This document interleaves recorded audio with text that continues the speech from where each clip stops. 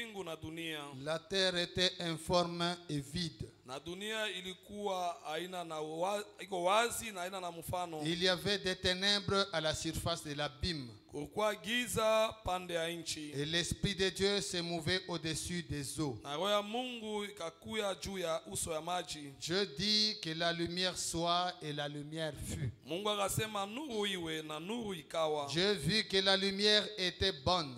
Mungu akaona nuru ilikuwa Et Dieu mzuri. sépara la lumière d'avec le ténèbre. Mungu akatenganisha nuru na giza. Dieu appela la lumière jour et il appela les ténèbres nuit. Mungu akaita nuru mchana na giza aliita usiku. Ainsi il y eut un soir et il y eut un matin, ce fut le premier jour. Na ilikuwa magharibi na ilikuwa asubuhi, ile ni siku ya kwanza. Dieu dit qu'il y ait une étendue entre les eaux. Mungu akasema iwe nafasi kati ya maji. Et qu'elle sépare les eaux d'avec les eaux. Itenge maji na maji. Et Dieu fit l'étendue. Mungu akafanya nafasi. Et il sépara les eaux qui sont au-dessus de l'étendue Akatenga maji iliyo chini ya nafsi d'avec les eaux qui sont au-dessus de l'étendue. na maji iliyo juu ya nafsi. Et cela fut ainsi.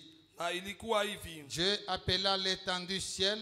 Mungu akaita nafasi mbingu. Ainsi il y eut un soir et il y eut un matin, ce fut le second jour. Na ilikuwa magharibi na ilikuwa asubuhi, ile ni siku ya pili. Dieu dit que les eaux qui sont au-dessus du ciel se rassemblent Mungu akasema maji iliyo yulu ya mbingu ikutane en un seul lieu mufasi moya. et que le sec paraisse.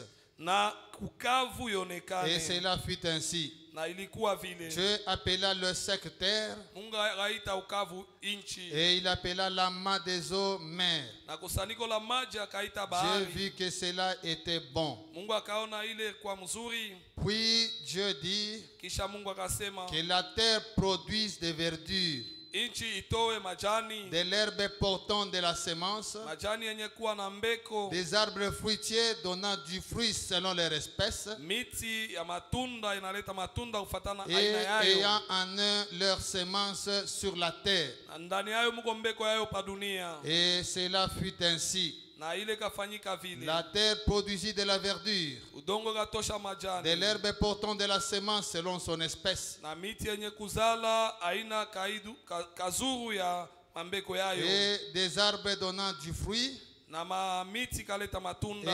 et ayant en eux leur semence selon leur espèce. Na ndani ya miti mulikuwa mbeko kufatana aina yayo. Dieu vit que cela était bon. Mungu aliona kwamba ile kwa mzuri. Ok, vous pouvez vous asseoir Unaweza uketi. pendant que je vais continuer la lecture. Wakati mitaendelea na usomi. Maintenant, je vais dans Luc. Hapa sasa mitaenda mkitabu cha Luka. Luc chapitre 8. Luka sura yake ya 8. Luc chapitre 8, nous commençons par le verset 4. Luka sura ya 8 tunaanza kumstari wa 4. Au verset 5. Mstari wa 5. Un semeur sortit pour semer sa semence. Mpandaji wa mbeko alitoka nje kupanda mbeko yake. Comme il semait, une partie de la semence tomba le long du chemin. Wakati alipopanda mbeko, kipande cha mbeko ikaanguka munjia. Il fit fouler aux pieds et les oiseaux du ciel la mangèrent. Kaanguka chini na ndege za anga ikaikula. Une autre partie tomba sur le roc. Nyingine zikaanguka juu ya mwamba. Quand elle fut levée, Wakati alisimama. quand il fut levé, Wakati zimesimama. elle sécha parce qu'elle n'avait point d'humidité. Ikakauka kwa sababu haikuwa na utomvi. Une autre partie tomba au milieu des épines. Sehemu nyingine kaanguka kati ya miba. Les épines crurent avec elle Miba ikakomala pamoja nayo et l'étouffèrent. na ikavinya. Une autre partie tomba dans la bonne terre. Sehemu nyingine kaanguka mudongo mzuri. Quand elle fut levée, Wakati ililamuka, elle donna du fruit au centuple. ikaleta matunda mingi. Après avoir ainsi parlé, Kisha kusema hivi, Jésus dit à haute voix Yesu akasema na lamiko kubwa, que celui qui a des oreilles pour entendre, entende. Yule iko na masikio ndio akusikia asikie. Pour terminer, allons dans Marc chapitre 4. Ndio akumaliza twende mu Marko wa 4. Nous allons commencer par le verset 26. Tutaanza ku mstari wa 26.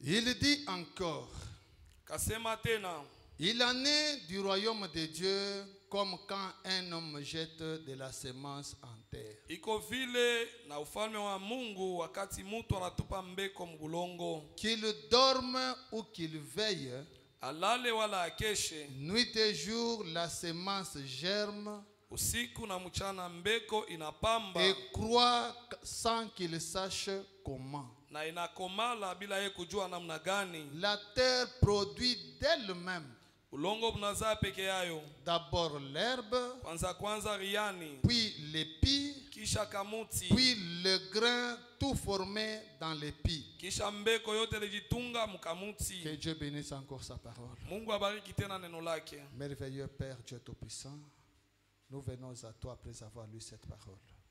J'ai besoin que tu puisses me oindre, Papa, que tu oignes l'interprète, que tu oignes chacun de nos seigneurs, pour que ce matin nous soyons bénis par toi-même. Nous nous recommandons ici à toi et demandons cela au nom de Jésus-Christ. Amen. Amen. Que Dieu bénisse chacun de vous. Mungu abariki kila mmoja wenu. Que Dieu vous bénisse. Mungu amibariki. Ok, depuis jeudi, Tangia mkazi ine.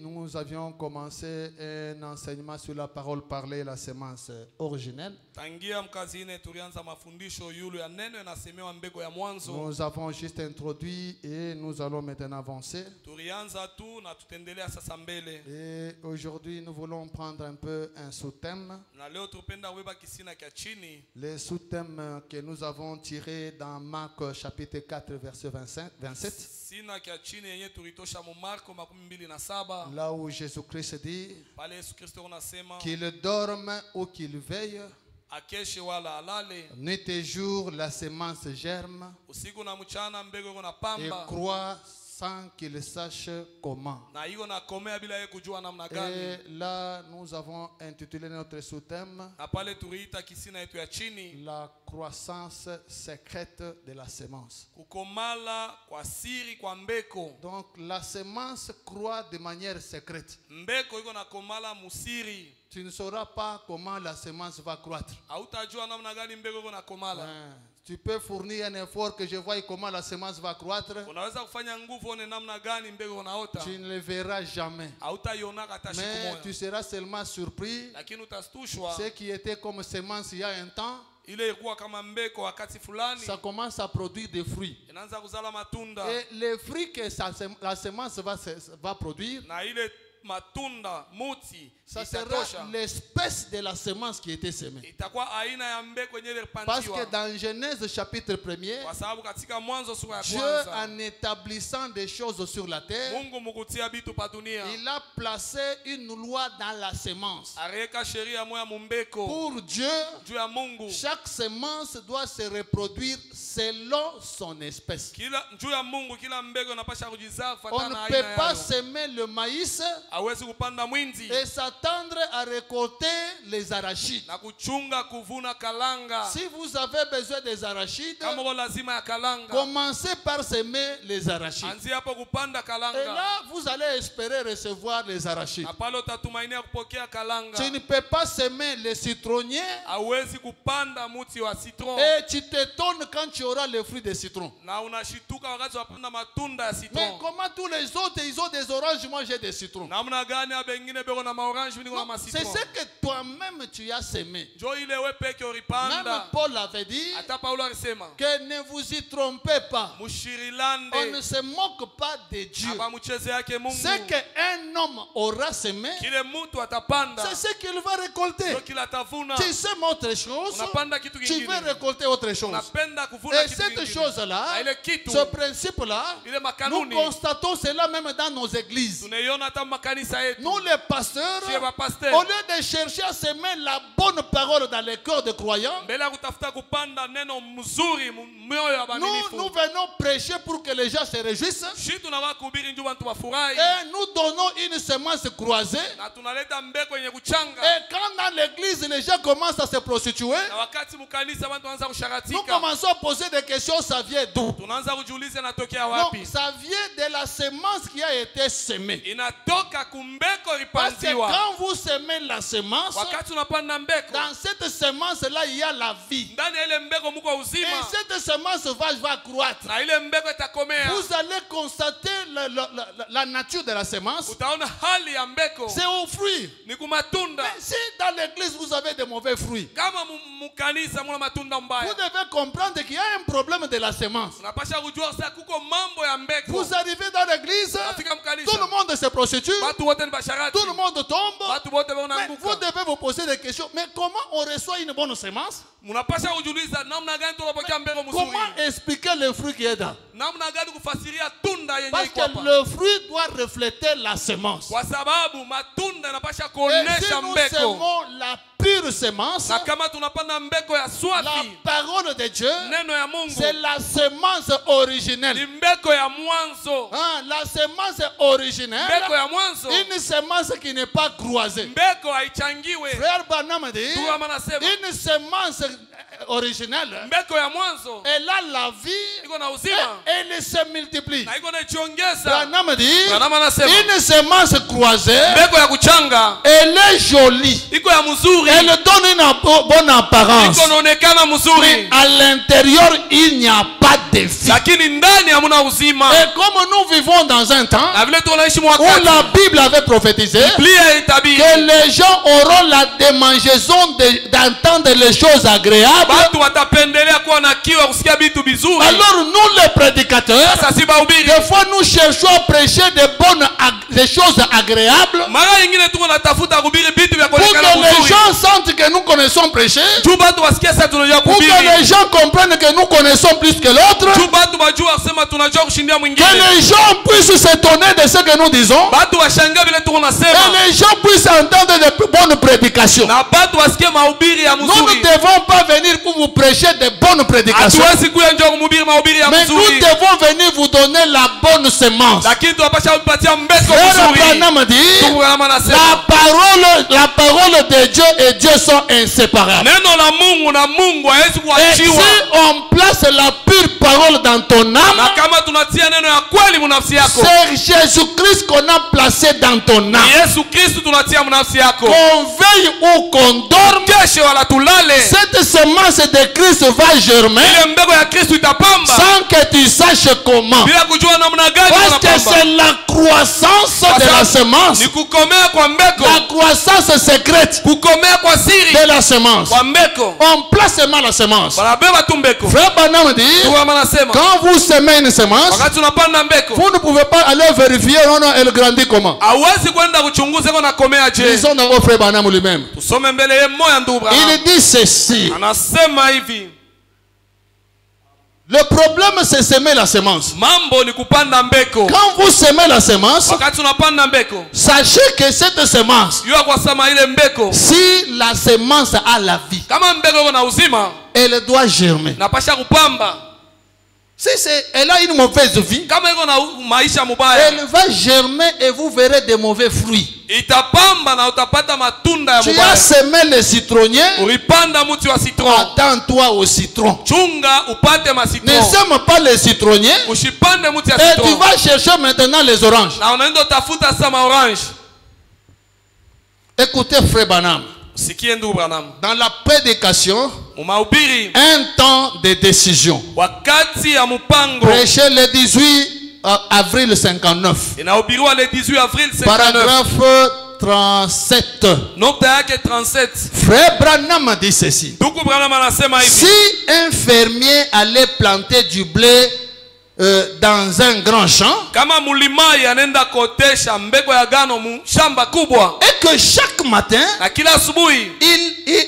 il a déterré tous les blés anenda pale njoo kutukunya mangano yote pour voir si seulement germerait ou pas. juu akona kama itapamba wala hapana. Branham dit, Branham anasema tant qu'il continue à déterrer la semence, wakati anaendelea kutosha mbegu mbulongo elle ne poussera jamais. haitaotaka.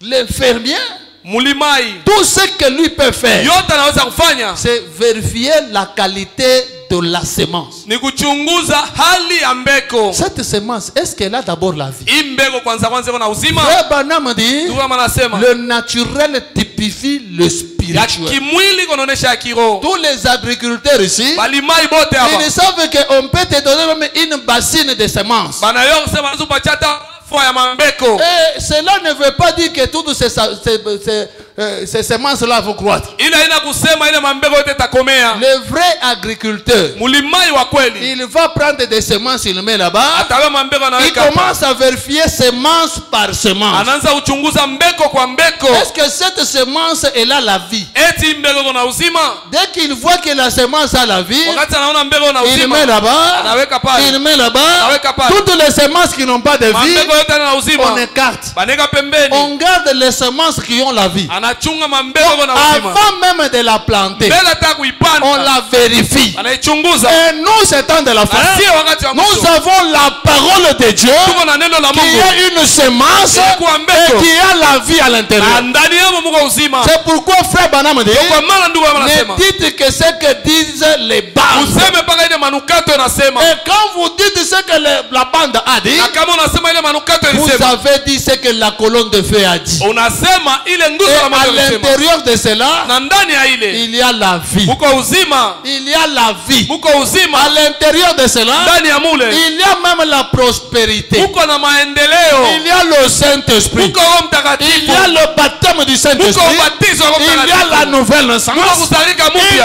a tout. Muko vyote. Donc, si nous, prédicateurs, Kama si bahubiri nous veillons tunakesha à ne placer en vous kutia ndani yenu que la pure parole, mpaka neno swafi, que vous le vouliez ou pas, uipende wala hapana, vous finirez par devenir un chrétien. mwisho yake utafikia kuwa Mkristu, Parce que c'est la croissance secrète kwa sababu ni kukomala kwa siri de la semence. ya mbeko. La semence ne changera pas quand elle est déjà en toi. Mbeko haitabadilika kama ishaingia ndani yako. Si elle entre en toi une mauvaise semence, Kama inaingia mwako mbeko elle mubaya, restera une mauvaise semence en toi. itabakia mbeko mubaya ndani Et yako. quand tu vas produire des fruits, Na wakati utazala matunda, ça sera de mauvais fruits. itakuwa matunda mubaya. Continue d'abord ici. Tuendelee mbele hapa. Frère Branham dit, Ndugu anasema chaque fois que vous déterrez cela, kila mara unatukunya ile, vous le retardez d'un jour. uko naizamisha siku moja. Chaque fois que vous regardez aux symptômes, Kila mara unaangalia kwa mahalama, ça regarde, ça retarde aussi votre guérison. inajamisha uponyaji wako. Branham dit, Branham anasema le fermier mulimai confie simplement la semence à la terre. eko natoa tu mbeko kubulongo. Je suis fermier. Niko mulimai, Je vais seulement placer la semence en vous. mitaweka tu mbeko ndani Et yenu. moi, je vérifie la qualité de la semence. Na mimi niko nachunguza hali ya mbeko. Le fermier confie simplement la semence à la terre. Mulimai anatoa tu mbeko kubulongo. Il prend la meilleure semence qu'il peut trouver. Anabeba mbeko ya damani ile anaweza kupata. Il la plante Anaipanda. car il a pris la décision. Kwa maana anabeba mpango. Il veut une récolte. Anapenda mavuno. En semant, Mukupanda. nous semons pour avoir une récolte. Tuko napanda njoo kupata Pour mavuno. que les sœurs qui étaient insoumises Batada bakwa bakichwa soient nguvu. soumises. Bakwe na kutii. Pour que les frères qui tapaient les sœurs Tuko baba kanzo piga arrêtent de badada. taper des sœurs. Bashimamisha kupiga badada. Les frères escrocs, Bandugu ba que mwizi. l'escroquerie puisse partir. Wizi bwende.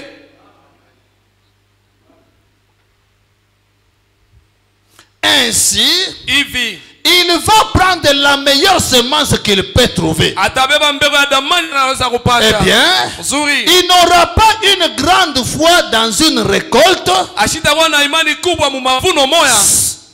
si la semence est mélangée avec autre chose. Kama mbeko banaikanga na kitu kingine. Le bout blanc.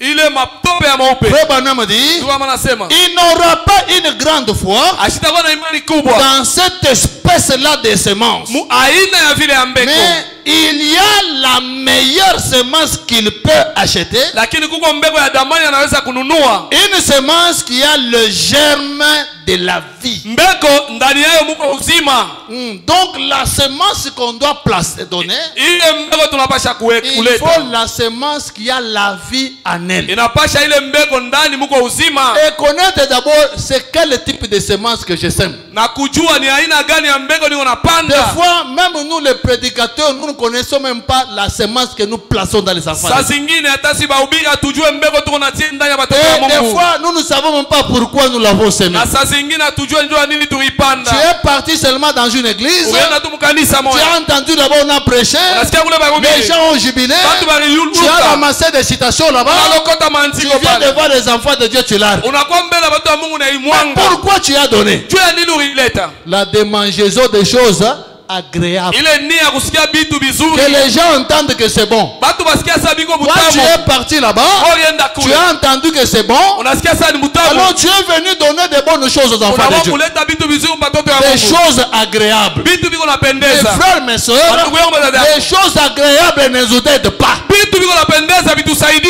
Les choses agréables, ça se limite aux oreilles. Bitu vya kupendeza binabakiria kwa Tu masikio. resteras la même personne, mais avec des choses agréables. Utabakia paka vile lekalaka lakini na bitu vya kupendeza. Regardez à l'époque quand le message venait d'arriver dans cette ville, Angalia zamani wakati ujumbe fika muhimu on uchi. n'avait même pas beaucoup de brochures. Hatukuwa tena vitabu mingi. Une petite connaissance de la parole de Dieu. Sehemu kiloko ya neno la Mungu. Mais il faut voir les manifestations au milieu des enfants de Dieu. Lakini ilipasha kuona maonekanisho matoto ya Mungu. Comme ce temps-là, Sasa ile wakati dans les églises, il n'y avait pas de problème d'argent. kwa makanisa mko mambo makuta. On ne construisait même pas. Hatukuanza hata kujenga. Tout le monde disait non, nous devons aller en enlèvement d'ici là. Watu wote wanasema karibu hapa tena Ça ne mnyanyulio. sert à rien de construire des temples. Haina na maana tujenge makanisa. On adorait dans des nattes. Tulianza kuabudu Tout en mbilako. pensant on doit partir d'ici là. Kuanzia sema karibu hapa Qui tutaenda. pouvait se battre pour devenir pasteur? Nani anaweza kupigana na Personne. pastor? Hakuna Qui tamo. pouvait chercher l'argent à l'église? Personne. Nani anaweza kutafuta On mafuta kanisa? avait Hakuna tamo. une petite connaissance. Tulikuwa kujua kuloko. Mais comme on avait la semence réelle en nous, Tulikuwa na mbegu ya kweli ndani et yetu. il y avait des Na manifestations. kukuwa maonekanisho. Où est parti ce Dieu-là du commencement? Sasa ule Mungu wa mwanzo anaenda wapi? Il est toujours le même. Eko mpaka vile Le lekana. problème est que nous avons mélangé les semences. Mambo tunachanga mbeko. Alors nous devons revenir à la semence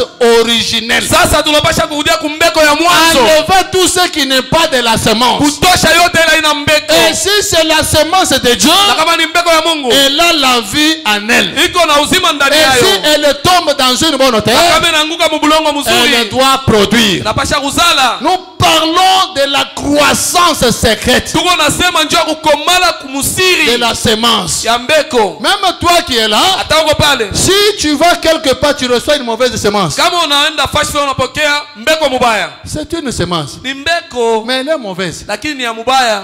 Quand il va grandir, Wakati itakomea et vous allez constater na utaona le fruit de cette semence. matunda ile mbeko. Regardez en Éden. Mwangalie kwa Edena. En Éden, Edena. Dieu venait avec une bonne semence. Mungu anaanza kuwa na mbeko mzuri. Il semait. Anaanza kupanda. Adam et Ève mangeaient une semence qui n'est pas croisée. Adamu na Eva bakaanza kula mbeko ya shoku changa. Adam pouvait parler à un arbre, déplace-toi là. Adamu afasha kusema na muti ondoka hapa na muti natoka. Mais quand le serpent est venu, Wakati nyoka alikuya, le serpent nyoka n'est pas venu ravir Adam son pouvoir là. ashikuwa kumunyang'anya Adamu mamlaka yake. Le serpent connaissait les effets de la semence. Nyoka alijua matendo ya mbeko. Il est venu seulement croiser la semence. Alikuwa tu kuchanga mbeko. Le diable Shetani n'est pas venu dire à Ève, ashikuwa kumwambia Ewa, Dieu n'existe pas. Mungu ashikala keko. Non, non. Hapana. Il a répété les mêmes citations que Dieu répétait. Alisemuluna maandiko moya Mungu anaanza kusema. Et l'histoire se répète dans nos tabernacles. Na hadithi inafanyika tena maskani yetu. Aujourd'hui, nous avons des petits démons à la chair du Branham. Leo tuko na mapepo kiloko kumimbali ya Branham. Essayons un peu de répéter ce que frère Branham dit. Akako napima kusemuluna kiloko na Il kiloko. s'ajoute quelque chose. Na banongeza ingine. Si toi tu manges ça, Kama tu unaikula as mangé du poison. unakula sumu. Tu as mangé du poison. Unakula sumu. Oh non, dans notre église, Oh, kanisa yetu. on lit frère Branham. Banasomaka ndugu bana. Oui, oui. Ndio. Même Judas Hata Yuda était allé prêcher. alienda kuhubiri. Il répétait Jésus. Akaanza kusemulula Yesu. Ce ne sont pas des citations qui font qu'une église soit une église de message. Haina maandiko iko nafanya kanisa kwa kanisa ya ujumbe. C'est Christ lui-même dans l'église. Ni Kristo ya mwa kanisa. Et on doit respecter la sémence. Na tunapasha kuheshimia mbeko. La laisser telle qu'elle est. Kuiacha vile iko. Et il y a des prédicateurs Na kuwa bahubiri. qui prennent la sémence qui la transforment. Banabeba mbeko banaibadilisha. Ne transformez pas. Tushibadilishe. La parole que nous a donnée, Neno yenye batupatia. c'est un plat complet. Isha kueneana. Une nourriture suffisante. Chakula ya kueneana. Suffisante. Ya kueneana. On n'a rien ajouté. Abaongeze kitu. Ne cherchez même pas à améliorer. Usitafuta hata Ne kuongeza. cherchez même pas à arranger. Usitafuta hata kuitengeneza. Le message que nous avons, c'est déjà arrangé. Ujumbe tu unaisha utengenezewa. N'arrange pas. Usitengeneze. N'améliore pas. Usitefanye kwa mzuri. Répète tel que le message est. Sema vile ujumbe Et iko. quand les gens avalent Na ça, wakati watu wanaimeza, ils ont mangé Christ. banakula Kristu. Dans Luc chapitre 8, Muluka sura yake ya il n'y a munane. pas de Christ. Dans Luc chapitre 8, Luka sura ya munane. nous avons parlé Tulisema du semeur qui est allé semer. mulimai mwenye anaenda kotesha. Bon, d'abord ici, Mbele hapa. je voudrais que nous puissions retenir deux choses ici. Nilipenda tukamate vitu biwili hapa. Il y a deux points. Kuko manokta mbili. Le premier point, Nokta ya kwanza, il y a la qualité de la semence. kuko hali ya mbeko.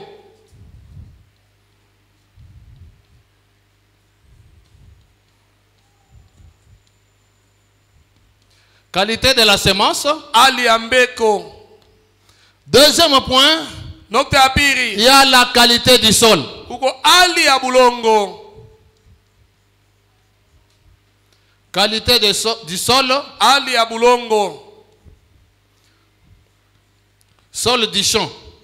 Bulongo bwa mushamba.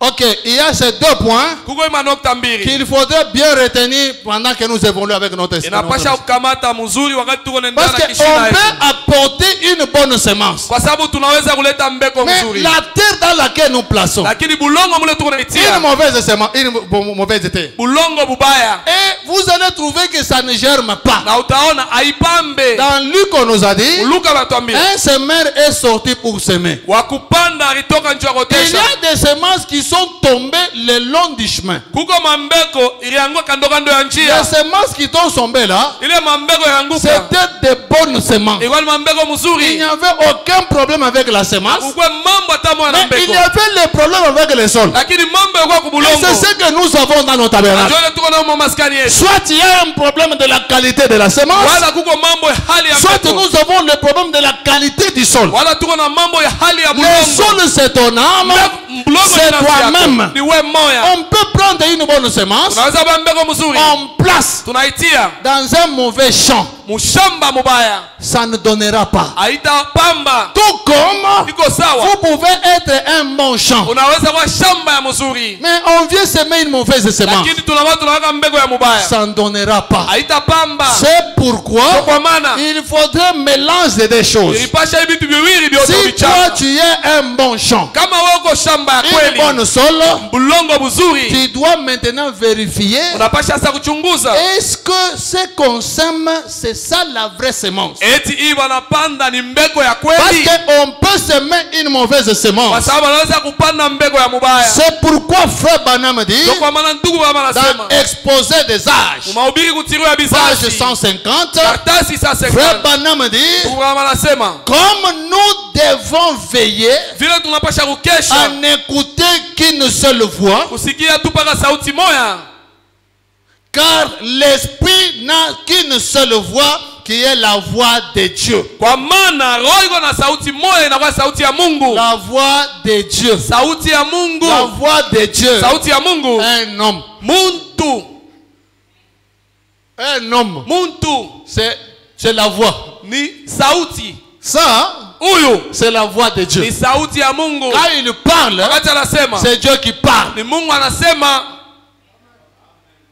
Comme nous devons veiller Vile tunapasha à kukesha n'écouter qu'une seule voix, kusikia mpaka sauti moja, car l'esprit n'a qu'une seule voix, kwa maana roho iko mpaka na qui sauti est la moja voix de Dieu. yenye kuwa sauti ya Branham Mungu. dit, Branham anasema Paul les a avertis de ne dire que ce que lui avait dit. Paulo alikalamusha kusema mpaka kile Et alisema, Pierre a fait la même chose. na Petero naye alifanya mpaka Il vile. les a avertis en disant Alibakalamusha que mkusema même lui, Paul, hataye Paulo ne pouvait pas changer une seule parole akuweza kubadilisha hata msemo de moja ce qu'il avait donné par révélation. kufikia na ile alileta na Branham ufunuo. dit, Branham anasema comme il est important vile iko ya kabaila d'entendre la voix de Dieu kusikia sauti ya Mungu à travers ses messagers, kupitia bajumbe yake, puis de dire ce qu'il leur a été donné de dire aux églises.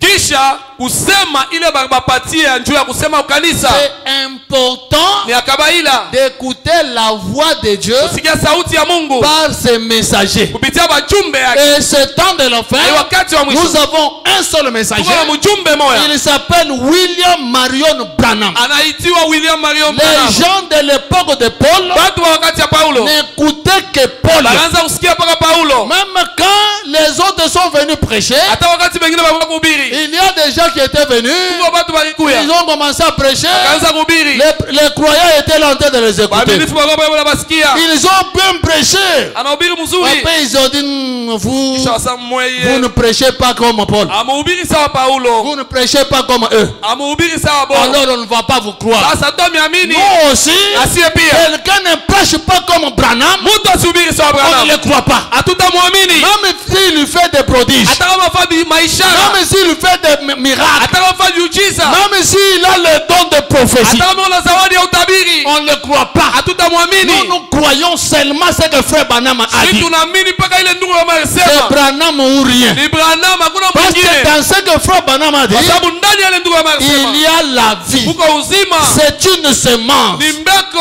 Et si ça tombe dans une bonne Kama terre, inaanguka mubulongo mzuri, qu'on veille ou qu'on dorme, tukeshe wala tulale, cette semence-là va germer. ile mbeko itapamba. Ça ne vaut pas la peine de vérifier, tu vas changer comment. Haisaidii utabadilika namna gani. Pasteur, ouais, Mon tout. pasteur, Depuis que cet enfant a écouté la parole de Dieu, tangia mtoto asikie neno la il ne Mungu, change pas. asibadilike. Laissez-le toujours écouter la parole de Dieu. Umwache asikie paka neno la Mungu, Il va changer. atabadilika. Frère Branham dit, Ndio kama anasema son message hii ujumbe a la puissance de transformation. iko na uwezo wa mabadiliko. Le monde nous déforme. Dunia iko inatuhalabisha Et le message nous transforme. na ujumbe inatubadilisha. Quand tu vas dans le monde, Wakati unaenda mdunia, le monde va te déformer. dunia Tu itakulabisha, deviens politicien. unakuwa kisiasa. Mais quand tu reçois le message, Wakati unapokea tu ujumbe, deviens Christ. unakuwa Kristu. Amen, Tu deviens Christ. unakuwa Kristu. Mes frères, mes soeurs, Ndugu yangu, dada yangu, nos parents bazazi yetu pouvaient se battre pour notre éducation baliweza kufanya nguvu nyuma mafundisho et yetu échouer l'éducation. na kushinda Mais mafundisho, son message lakini ne ujumbe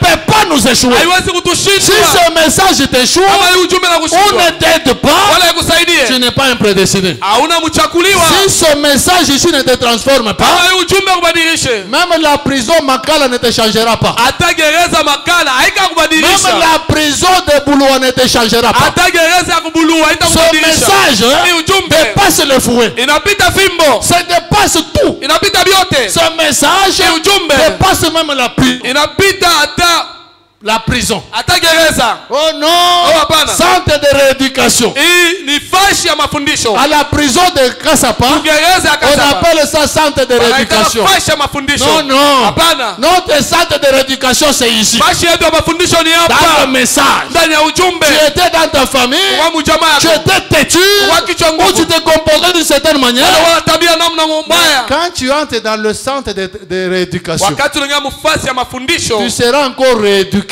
utafundishiwa Tu tena, vas changer. utabadilika. À moins que la semence n'est pas bonne. Mpaka mbeko haina mzuri. Mais si la semence est bonne, Kama mbeko kwa mzuri, tu ne comprendras pas comment tu as changé. hautaelewa namna gani ulibadilika. Jésus a dit, Yesu alisema quand un homme sème la semence, wakati mtu anaotesha mbeko, qu'il veille ou qu'il dorme, akeshe wala alale, cette semence va germer ile mbegu itapamba et croître kukomea sans qu'il sache comment. bila yeye kujua namna gani. Tu as peut-être une femme qui ne t'écoute pas. Sasa zingine kuna bibi asikushikie, Le coup de poing là makofi ile ne la changera pas. haitambadilishaka. Même si tu la prenais, tu l'amènes à la prison de Makala. Hata kama unambeba na mwingisha bugereza, Elle est en prison là-bas.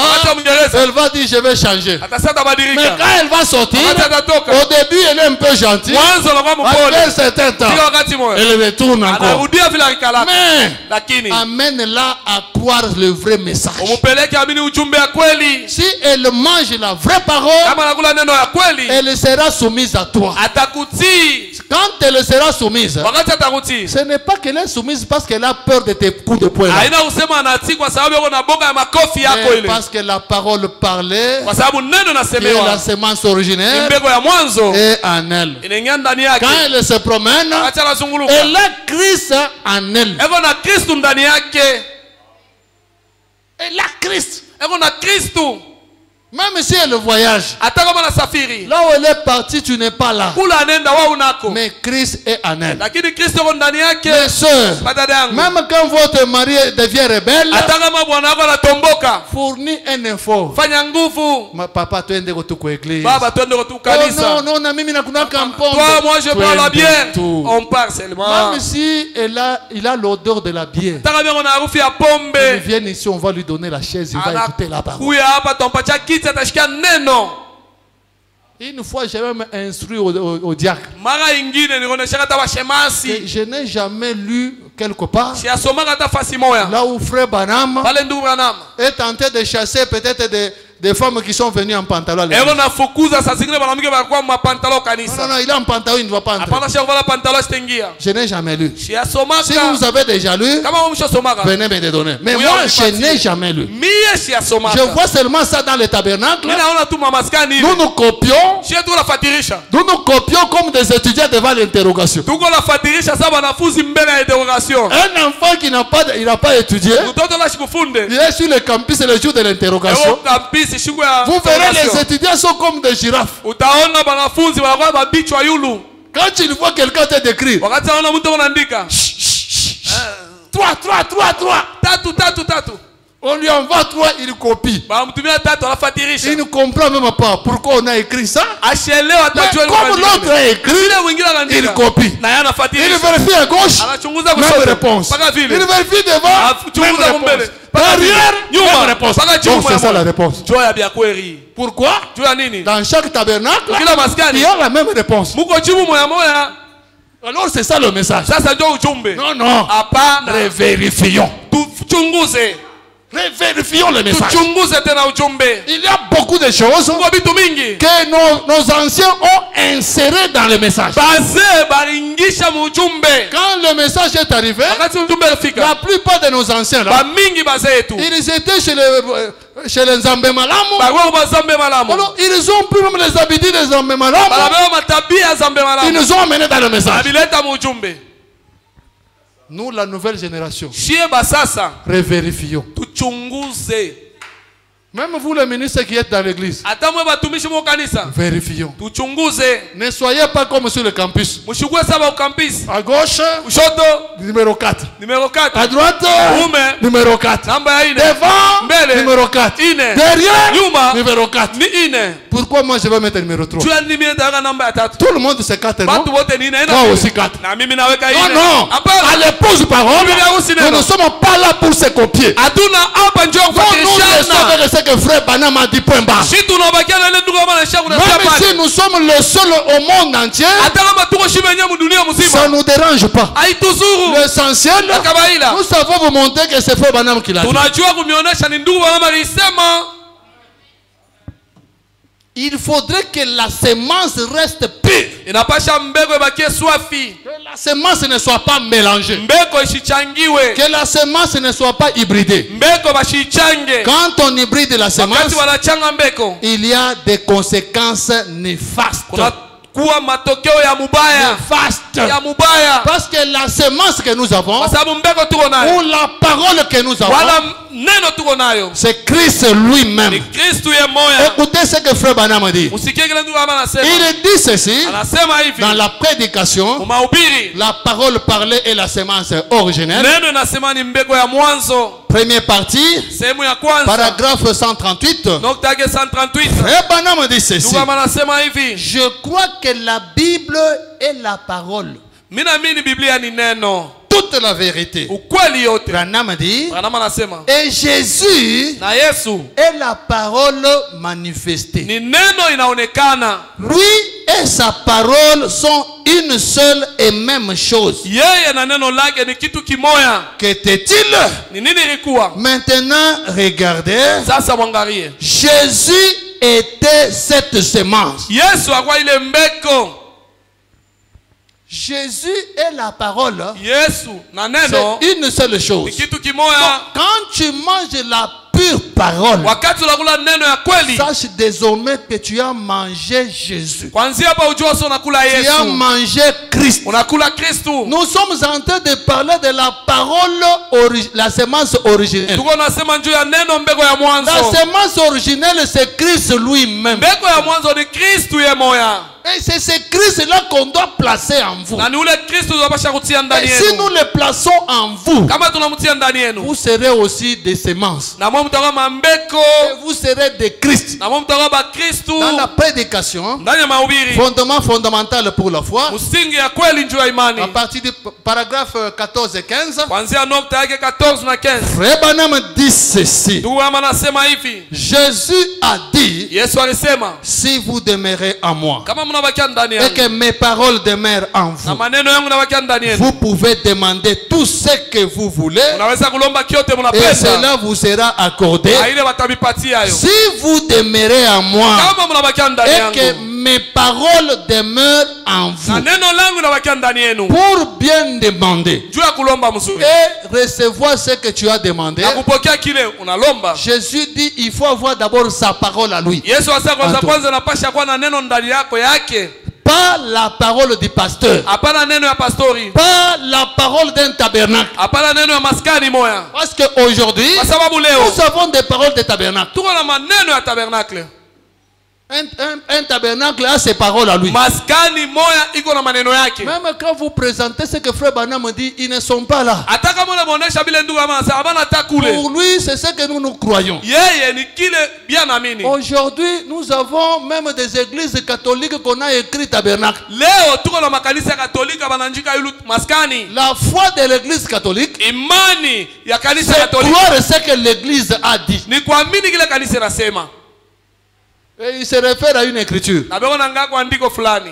Jésus avait dit, Yesu alisema ce que vous lierez sur la terre ile mtafunga hapa sera dunia lié au ciel. tafunywa mbinguni. Alors, Papa a dit, Sasa papa alisema comme Papa a dit vile papa que anasema Anuarite est devenue sainte, anuarite na Roho Mtakatifu c'est fini, elle devient sainte. kunaisha na Roho Vous Mtakatifu. pouvez présenter tout ce que vous pouvez présenter. Unaweza kuonesha yote, unaweza Ils kuonesha. n'accepteront jamais. Hawataichikaka hata siku moja. Ils se camponnent à la foi de l'église. Banashimamia kuimani ya Et kanisa. aujourd'hui de même, Na leo paka il vile y a des gens dans des tabernacles kuko batu mwa maskani qui critiquent les gens qui sont dans l'église catholique. beko nashimanga bantu wa Et mkatolika, pourtant, leur tabernacle, c'est aussi une église catholique. nayo maskani yabo ni kanisa Là, on katolika. a écrit tabernacle. Pale bananjika tu maskani, La seule différence, achanisho moya. ici on a écrit tabernacle. Hapa bananjika maskani, Ici on a écrit, ici c'est Saint-Paul. pale bananjika kali mtakatifu Paulo. C'est ça la différence. Tu achanisho Mais tu. le contenu, Lakini vya la ndani même chose. bimoya. Vous présentez aux gens, regardez ce que Frère Branham dit. Unaonesha batu anganga kile ndugu ama nasema.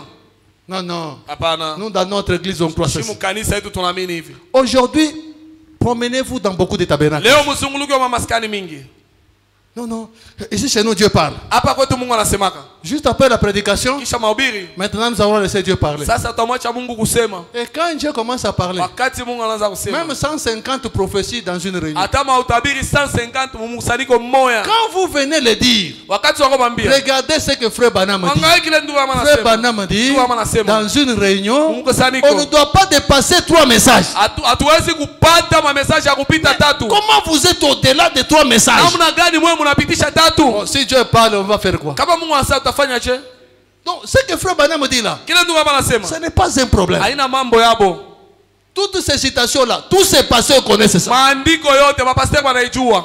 Ils connaissent toutes ces citations. Wanaijua ile maandiko. Mais pourquoi ils fonctionnent de cette manière-là? Juu ya nini bego naendelea mwile namna? Et pourquoi vous le croyez aussi, vous êtes derrière des choses comme ça? Na juu ya nini mwe wabinifu mko nyuma ya vitu vya vile? Vous avez abandonné les dénominations Muriacha zehebu parce que Dieu nous a envoyé William Marion Branham. kwa sababu Mungu atutumia William Marion Branham. Soit nous croyons ce qu'il dit, Wala tunaamini kila nous anasema. avançons. Tunaendelea. Soit nous abandonnons, nous rentrons dans nos Wala églises. tunacha tunarudia mazehebu yetu. Je suis croyant du message. Niko mwamini fa Bon, ujumbe. ce gars dit le message. Wakati anasema ujumbe. Toi, au lieu de croire ce que dit le message, Wewe mbele kuamini kile ujumbe tu nasema. crois ce que ton pasteur dit. Unaamini kile pastor wako Tu anasema. crois ce que ton église dit. Unaamini kile kanisa yako nasema. Regardez ce que Frère Branham dit. Angalia kile ndugu wangu anasema. Je me souviens un temps, Nakumbuka wakati moja. quand nous étions encore de l'autre côté, Wakati tulikuwa tukingali ngambo ya pili. j'avais prêché sur l'avenue. Niruhubiria kanjuu ya Je kuja. présente toutes les écritures possibles. Mimi naonesha maandiko yote yawezekano. Un frère, Ndugu moja il était venu d'ailleurs. alitoka fasi nyingine.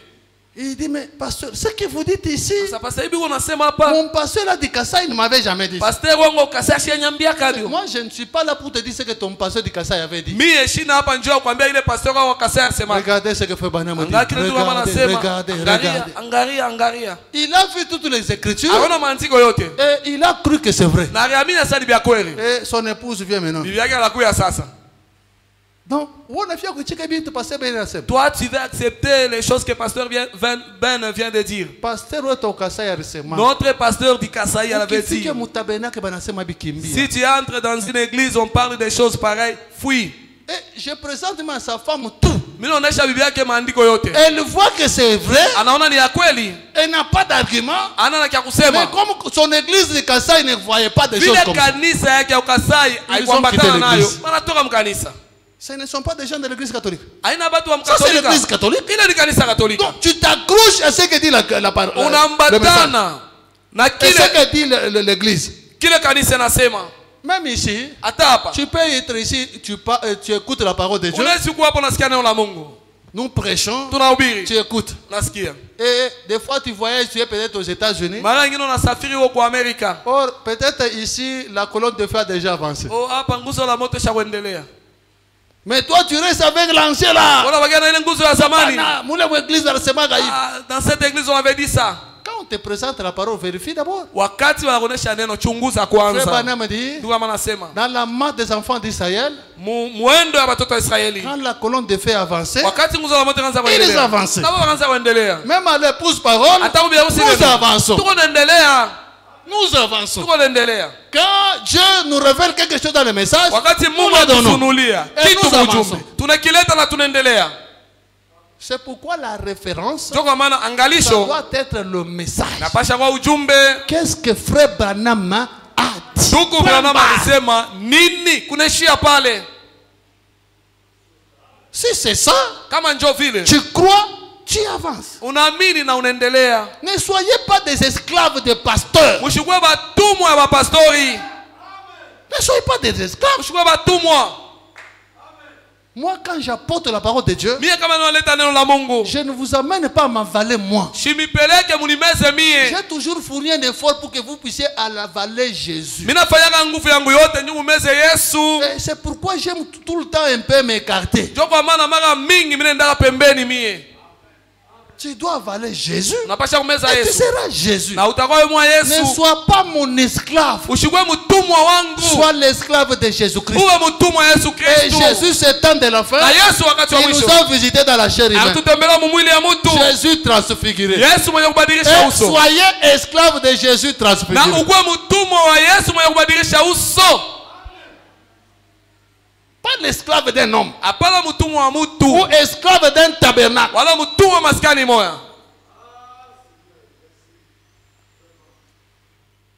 Frère Branham dit, on continue.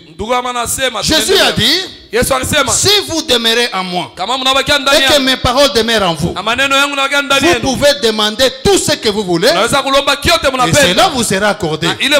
Si vous demeurez en moi et que mes paroles demeurent en vous, maintenant vérifiez si ce qui est en toi là, ce sont des paroles de Jésus ou ce sont des paroles de l'église. Si ce sont des paroles de Jésus, aucune montagne ne peut tenir devant toi. C'est pourquoi Frère Branham dit ailleurs, il dit, si les gens peuvent réellement pénétrer ce message, il n'y aura aucun obstacle devant eux. Parce que ce message, c'est Jésus lui-même. Et quand il est en toi, tu commences à parler. Ce n'est pas toi qui parles, c'est Jésus qui parle. Amen. Mais si la parole n'est pas en toi, tu vas faire du bruit. Comme Jésus avait dit, ne multipliez pas de vaines paroles. Ce sont des gens qui font du bruit. La parole de Jésus n'est même pas en eux, mais ils dérangent Jésus. Seigneur, Seigneur. Ange, je suis pas bien. Il faut leur dire qu'ils me laissent d'abord tranquille.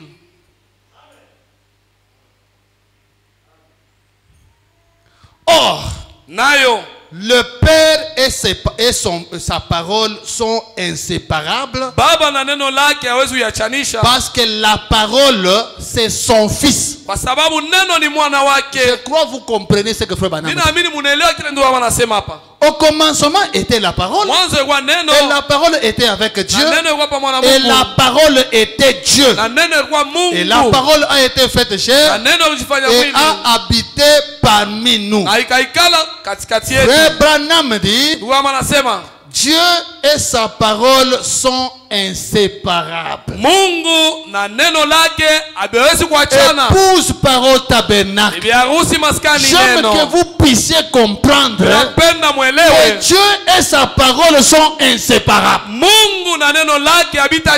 Si tu as la pire parole de Dieu, sache que tu as Dieu. Si la pire parole de Dieu est en toi, c'est Dieu en toi. Ne le cherche pas ailleurs. Il est en toi. C'est pourquoi Frère Branham dit, nous n'adorons pas un Dieu dans la crèche. Nous adorons un Dieu en nous. Le Dieu que nous adorons, il n'est pas au ciel. Il est avec nous. Il est en nous aussi. Il est là sous la forme de la colonne de feu. Il est là sous la forme de la parole. Dès qu'elle est en toi, Dieu est en toi. Oh, est-ce que tu as déjà reçu Dieu? Oh, ouais. Il est en moi. En toi. Quel Dieu? Créateur des cieux de la terre. Il est en moi. Il est en toi. Et quand vous venez ici, c'est pour que nous plaçons Dieu en vous. Et quand Dieu est en toi, n'hésite pas. Tu es devant la montagne. Parle à la montagne. Montagne, hein, quitte. Et la montagne va partir.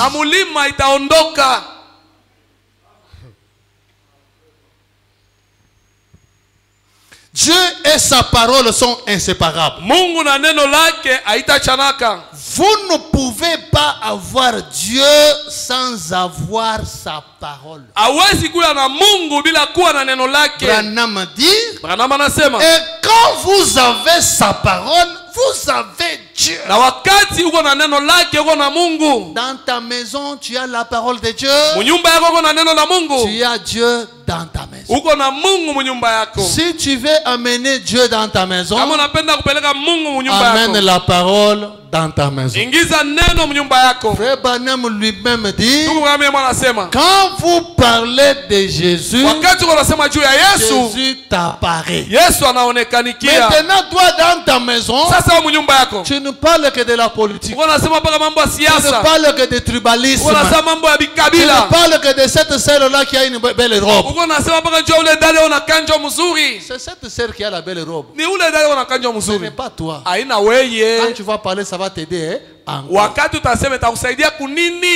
quand tu commences à parler de Jésus, tu verras Jésus venir.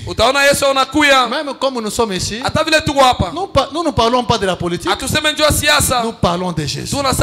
Vous-même vous sentez l'atmosphère. Jésus est là. Et quand nous allons dire prier, vous verrez que vous allez bien prier. Mais si tu es chez toi, tu parles de la politique, tu parles de ceci, tu critiques les pasteurs, tu critiques les anciens, tu critiques tout le monde. Après un temps, prions. Tu fermes les yeux. Je te bénis. Le diable, je te bénis. Tu parles même des choses que tu ne connais même pas. Pourquoi? L'atmosphère. Frère Branham dit, nous sommes des créateurs d'atmosphère. Crée l'atmosphère chrétienne dans ta maison. Jésus sera dans ta maison. Et quand Jésus est dans ta maison, il est le fils de la prospérité. Frère Branham dit, là où Jésus est, cet endroit-là doit prospérer. Si Jésus est à l'épouse parole, l'épouse parole doit prospérer. Je reçois beaucoup d'hommes de Dieu qui me posent toujours la même question. Tu fais quoi pour que l'église avance?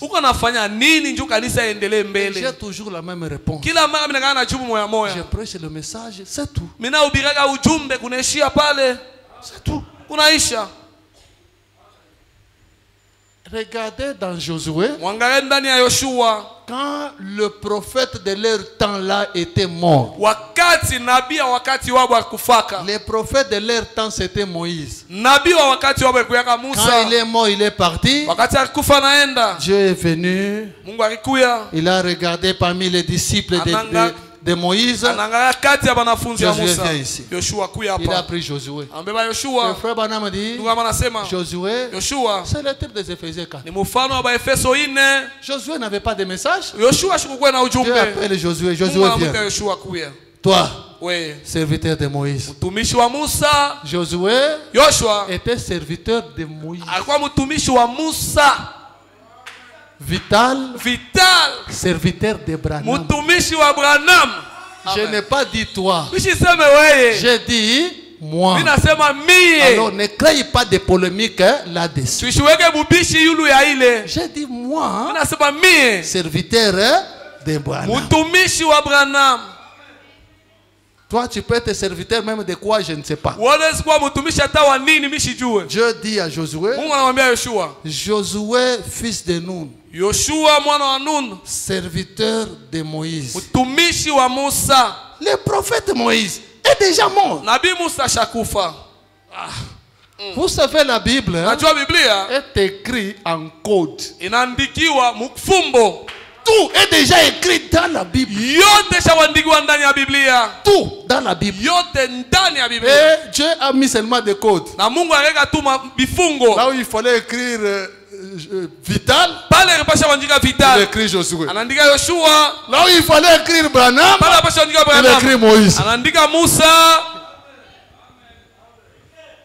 Moïse, mon serviteur, est mort. Maintenant, toi, lève-toi. C'est toi qui dois entrer épouse parole dans la terre promise. Et que faire pour le faire entrer dans la terre promise?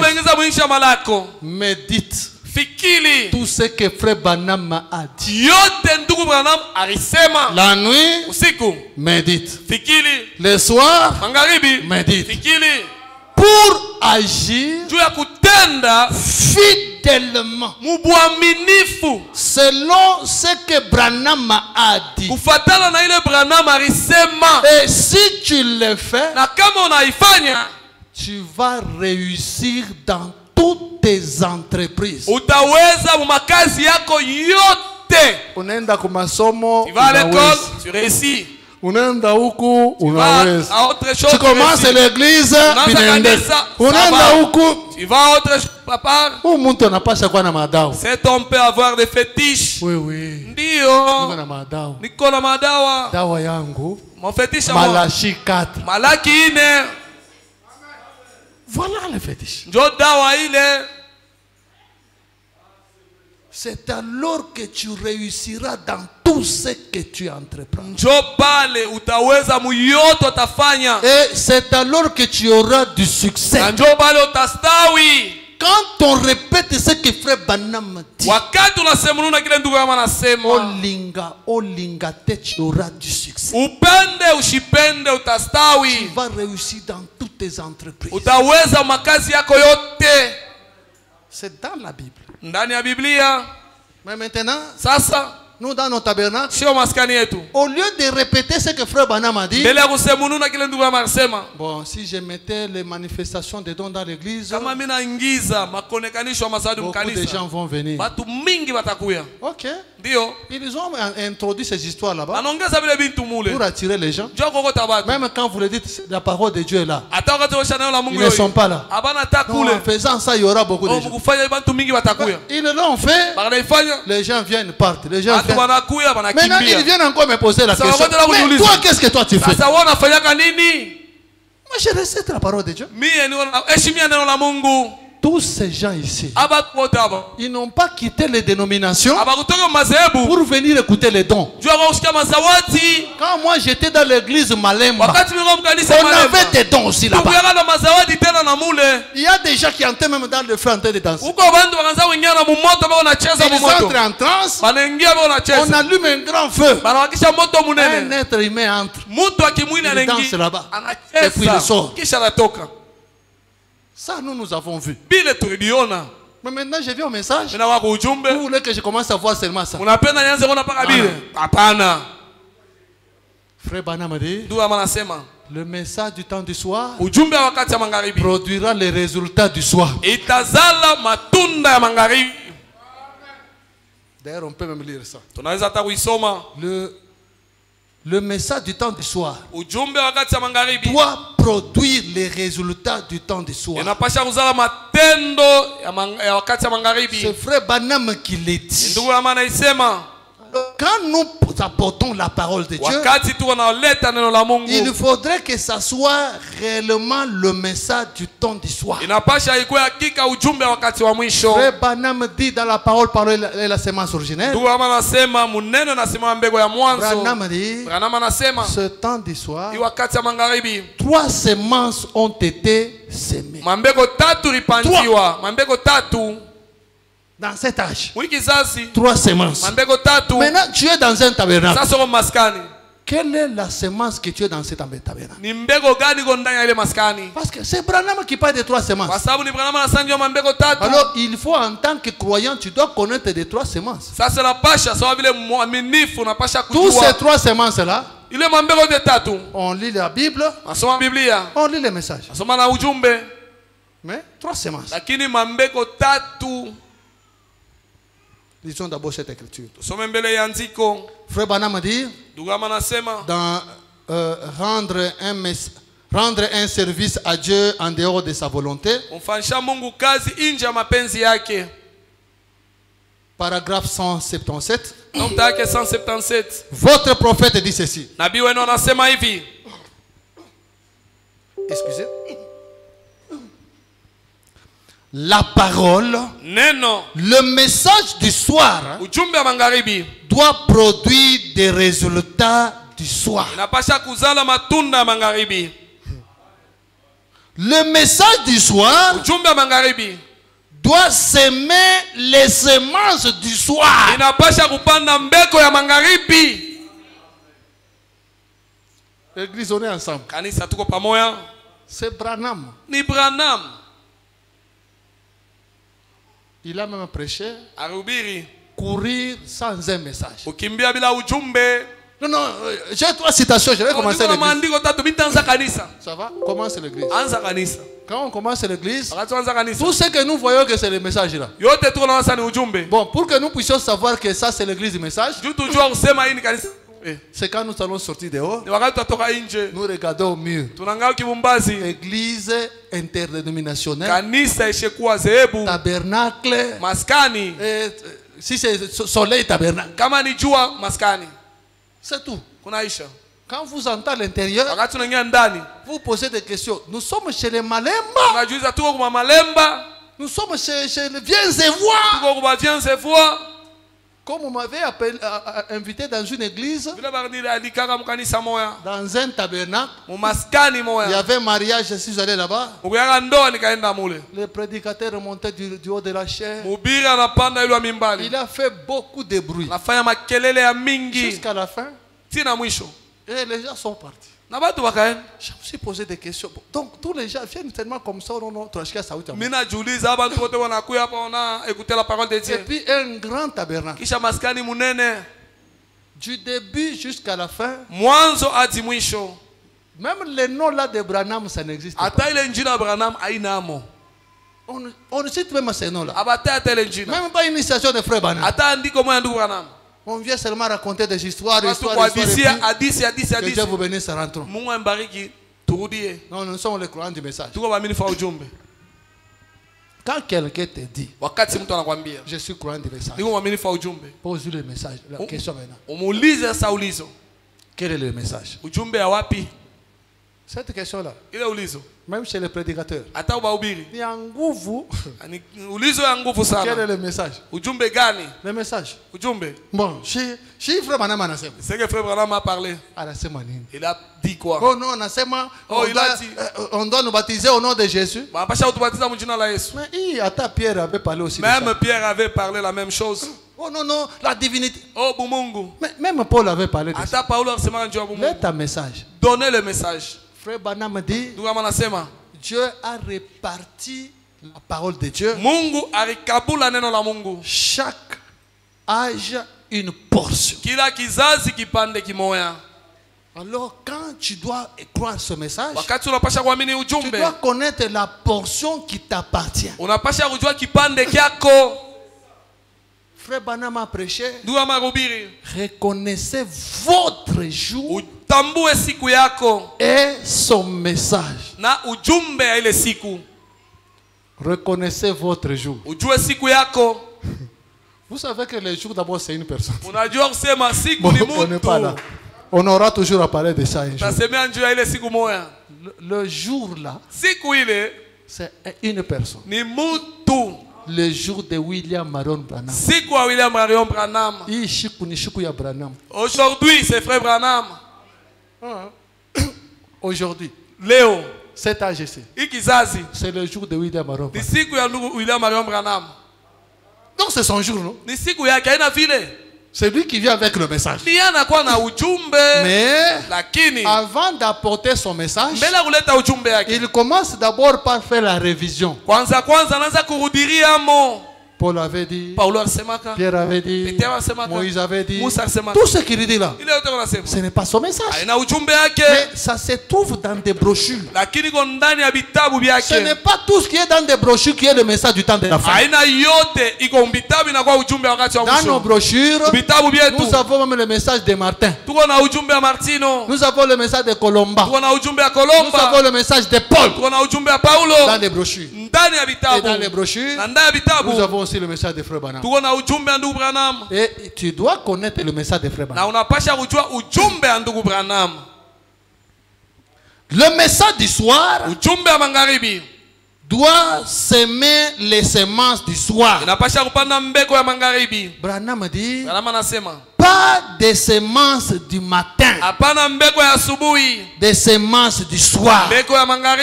Est-ce vrai? Branham continue. Branham anaendelea. Ces semences d'autrefois. Ile mbeko mara ingine. Ces semences d'autrefois. Ile mbeko. Ile mambeko. Ile mambeko ile wakati.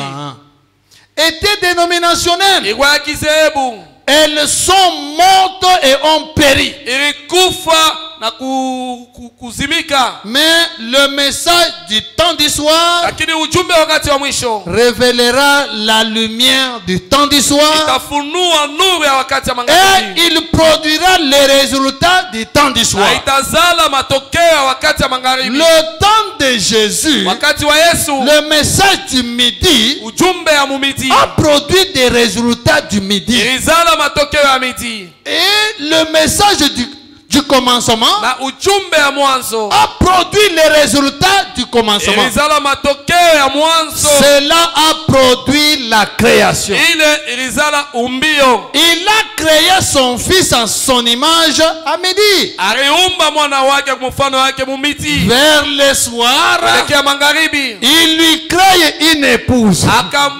Akaumba tena bibi yake. Le soir, magharibi, on crée l'épouse. Anaumba bibi harusi. À midi, on a créé le fils. Banaumba mwana. C'est Branham. Ni Branham. Mais maintenant toi, sasa wewe, tu viens au temps du soir avec avec le message de midi. Na ujumbe wa midi. Non, je prêche. Oui, tu as prêché. Ndio tunahubiri. Ce n'est pas le message du temps du soir. Écoutez frère Branham. Dans la prédication, le procès prêché le 21 juin 64. Et le 21 juin 64. Paragraphe 86. Donc 86. Frère Branham dit, Jésus-Christ, la parole rendue manifeste a dit, la parole est une semence qu'un semeur a semée. Cette semence ne peut se reproduire ou reproduira sa promesse que si elle se trouve dans un bon genre de terrain qui la vivifiera.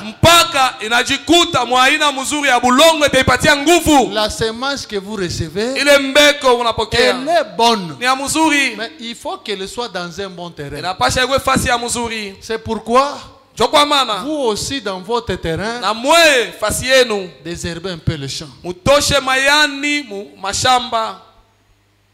Quand tu veux semer des arachides, si tu veux que les arachides produisent,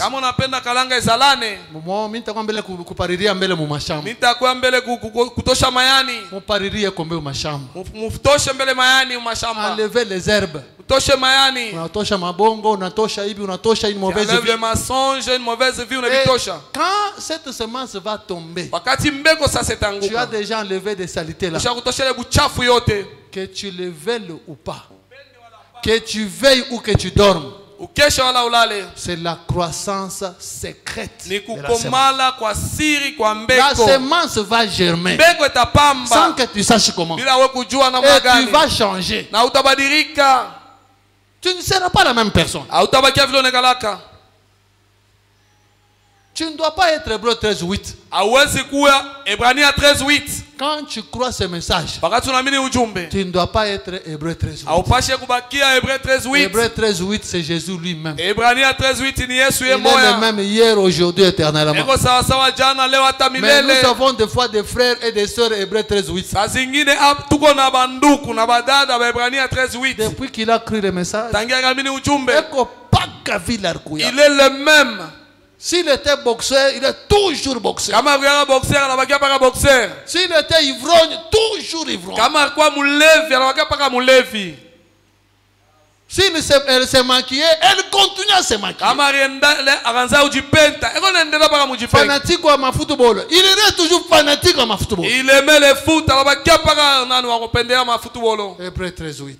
Hébrania 13:8. Mais quand tu viens au message, tu peux être passionné du foot. Il y a vraiment match à coup de modèle. Le foot, c'est compliqué. Tu arrives à prêcher à match à coup de modèle. Amen. Le foot. Mais la parole de Dieu dit, nous devons marcher de perfection en perfection. perfection. Tu aimais beaucoup le foot. En croyant le message, tu commences à avaler la pure semence. Petit à petit, cette chose est en train de partir. Arrivé un certain temps, toi-même tu es surpris. Le match vient de commencer, je ne suis pas même là. Vraiment. Comment ils ont mis devant match? Au début, moi. Qui t'a interdit de suivre? Télévision le pasteur n'est pas là. Mais toi-même tu sens que tu ne vas pas suivre. Donc le goût là est en train de sortir. Ce message a la puissance de transformation. Peu importe ce que la personne est, si cette semence est semée en lui, il y a la croissance secrète. Ça va croître et ça va produire des fruits.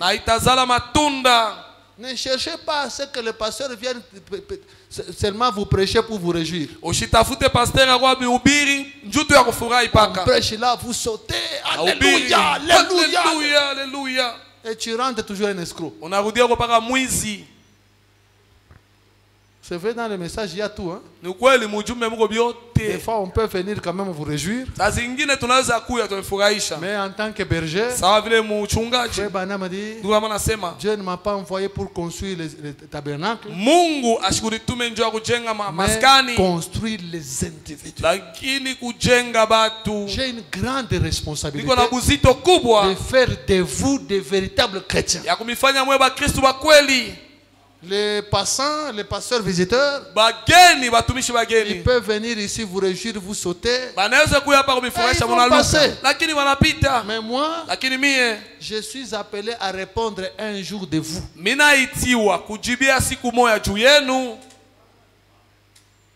C'est pourquoi s'il y a des choses à faire sauter les gens, on peut peut-être, on nous invite quelque part, on arrive là-bas, les gens sautent.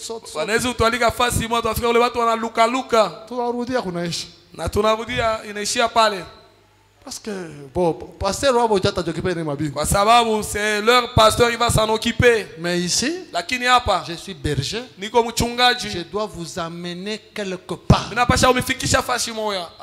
Un berger ou un papa doit avoir la vision de sa famille. Papa, si tu es là, tu n'as pas une vision de ta famille.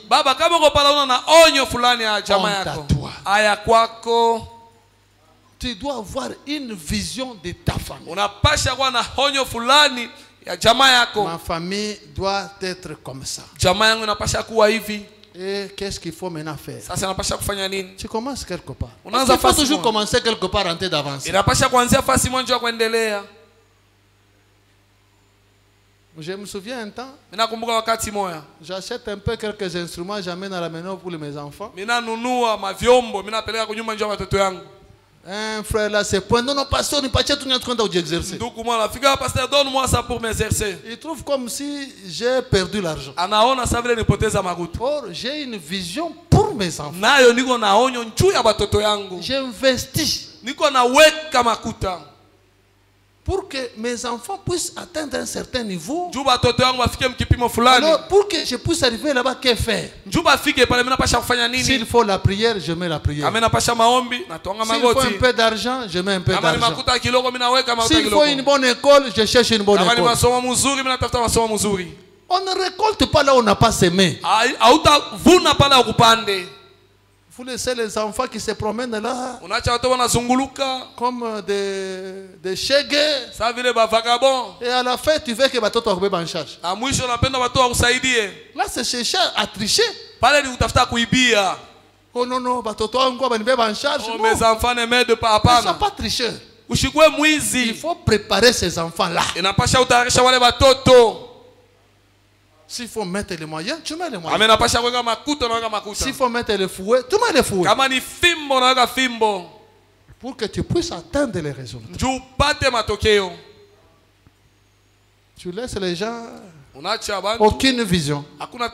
Aucune. Et vous évoluez comme ça, comme comme des chèvres.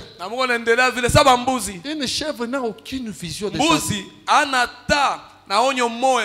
Si toi aussi, tu n'as aucune vision même de ta propre vie. Quand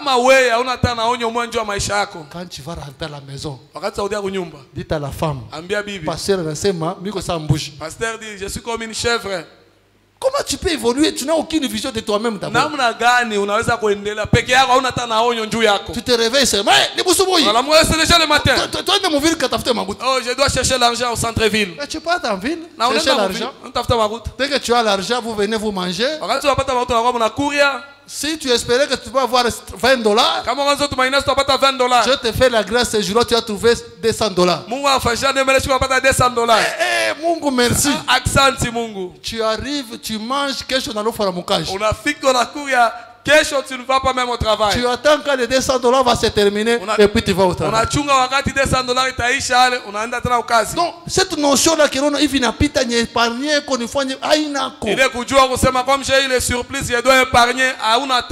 tu es autour des jours aujourd'hui. Tu vis autour des jours aujourd'hui.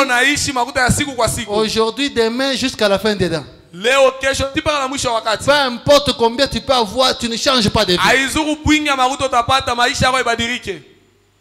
Allez en ville ici. Tous les gens qui demandent de l'argent,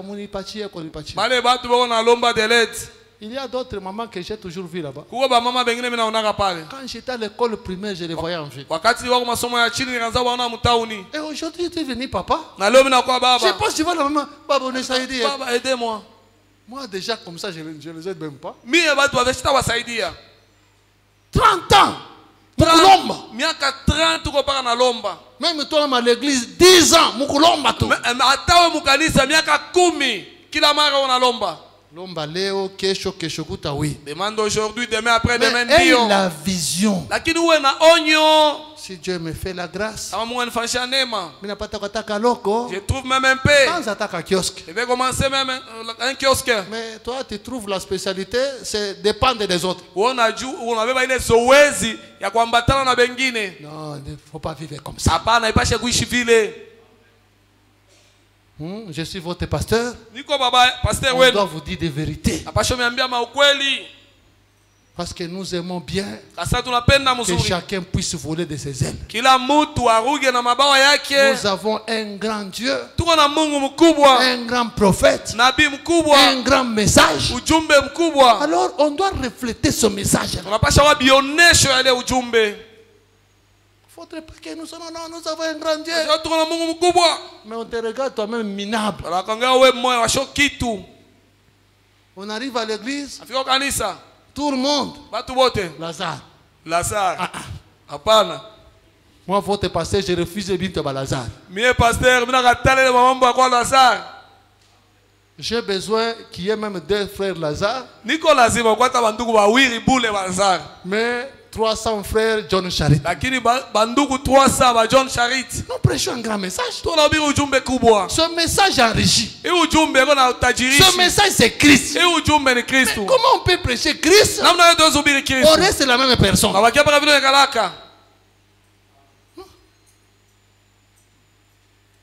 Comme les gens critiquent comment vous avancez. Ok.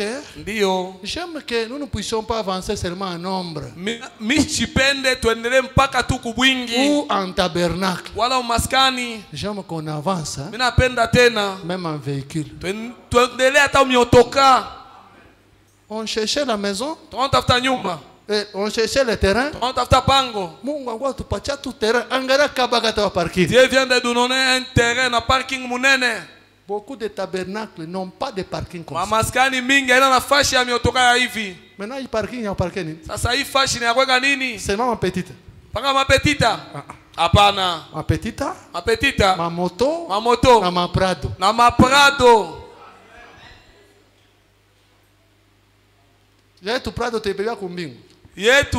C'est seulement au ciel. Prado, up. Prado, pas capa. Villa, up. Kinyumba kinene hapa. La vie éternelle, kumbingu. Uzima wa milele au ciel. On ne doit pas commencer à prêcher la vie éternelle, mais tout le monde de Lazare, non. Hatuwezi kuanza kuhubiri paka uzima wa milele watu wote wa Lazare. Hapana. enlever en vous la vision de Lazare. Que papa pasteur, hein? Baba pasteur n'aime pas que nous soyons de Lazare. La parole, c'est une semence. Quand je parle de ça, c'est une semence placée en vous. Il faudra que demain tu refuses toi-même de Lazare. Mais si je viens seulement chaque fois, non, vous savez, l'essentiel est la vie éternelle. L'essentiel est... Vous allez trouver quelqu'un qui est Lazare. Il trouve que c'est normal. L'essentiel est de kumbing. Au ciel. Au ciel là où tu iras. Tu vas trouver John Charit. Les avantages ne sont pas différents au ciel. John Charit a cru le même message que toi. John Charit a mis ujumbe moya moya. Qui moi? Pas mon ami. Il a souffert. Lazare. Après un temps, John Charit. John Charit. Nous aussi, Lazare. Après un temps, John Charit. Lazare, wakati fulani John Charit. Ne soyez pas Lazare aujourd'hui, demain et éternellement. Ushibaki Lazare leo, kesho hata milele, hapana. Nous devons aller de bénédiction en bénédiction, de progrès en progrès. Frère Branham dit, quand vous avalez la semence, dans la semence il y a tout. Le message que vous avalez ici, il y a tout. Il y a la guérison. Il y a même des dollars dans le message. Donc tout se trouve en toi. Alors ne vois pas des obstacles devant toi. Moi je n'ai pas étudié. Ça sera comment? Comme j'ai parlé avec un frère d'apôtre, je pense hier, que je n'ai jamais lu là où Jésus-Christ réclame un diplôme pour bénir quelqu'un. Tu demandes quoi? Oh, j'aime que je dois PDG. Jésus pose la question, tu as quel diplôme? Ça, ce sont les hommes qui posent cette question. Dieu est à mesure de faire de toi un PDG. Des fois, tu ne sais même pas parler le français. Nous avons un exemple. Dieu a fait de l'ex-président Joseph président de la RDC pendant qu'il ne savait même pas parler français. Les gens ont critiqué dans tous les sens. Il est calme. Mais des années là, quand Dieu a voulu qu'il puisse quitter, devant ce message, il n'y a pas d'obstacle. Avale ce message, crois ce message, et si ce message est réellement en toi, parle, la chose va arriver. Crois dans ce que toi tu dis. N'ayez pas la foi seulement dans la prière du pasteur. Moi je n'aime pas élever des petits-fils qui doivent toujours tourner autour. Moi j'aime former des gens pour qu'ils soient autonomes. Sur tous les plans, tu dois être autonome. Un démon vient te déranger chez toi. Tu te mets debout pour lui dire tu t'es trompé. Ce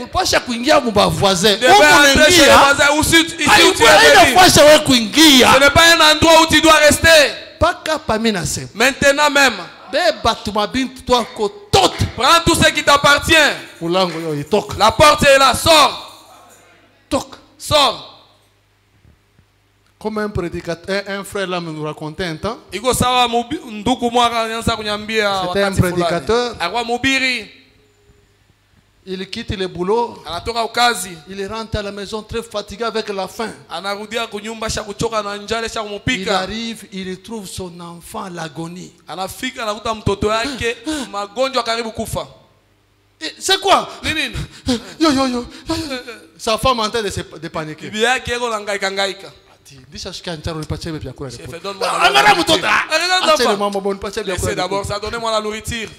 On lui dit, on donne la nourriture, il s'assoit, il commence à manger calmement.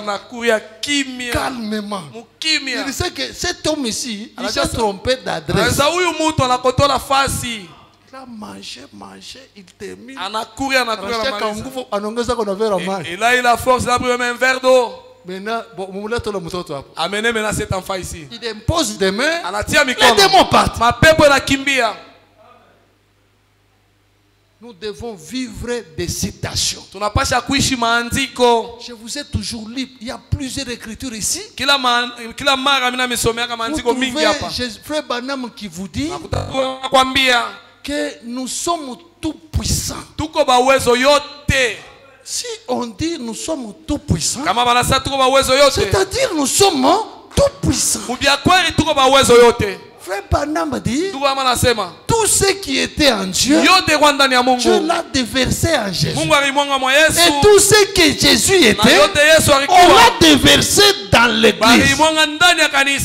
L'église là, c'est ce tabernacle. L'église c'est toi. L'église c'est moi. Si Dieu était créateur, Jésus est devenu créateur. Si Jésus était créateur, toi et moi nous sommes devenus créateurs. C'est pourquoi Frère Branham dit, nous devons avoir honte de nous-mêmes, de la manière dont nous représentons Jésus. Dans l'adoption, Frère Branham dit que la nature est en train de gémir. Toute la nature. Frère excusez. Frère Branham dit les arbres, les animaux. Branham dit même les Mahométans, ils sont en train de gémir, cherchant la manifestation des fils de Dieu. Et s'il y a un temps où les fils de Dieu doivent être manifestés, c'est maintenant. Ne vivons plus en dessous de nos privilèges. Jésus a dit, si mes paroles demeurent en vous, demandez. Parce que les paroles sont à nous, ne sont pas à nous. Si les paroles sont à nous, on doit demander. Jésus dit, vous qui êtes chargés et fatigués, venez à moi. Mais pourquoi quand on est fatigué, chargé et fatigué, nous allons chez l'oncle, nous allons chez la tante. La tante ne t'a jamais donné l'invitation. L'oncle ne t'a jamais donné l'invitation.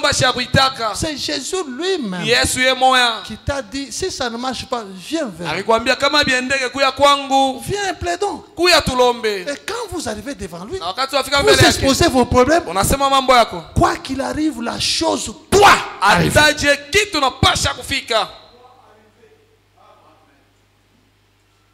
Ayons la pire parole dans l'âme. Et si la pire parole est dans l'âme, c'est une semence qui doit germer. Et si elle doit germer, on verra les fruits. Celui qui est en vous, c'est Christ. Et en Christ, il y a tout. Il y a tout.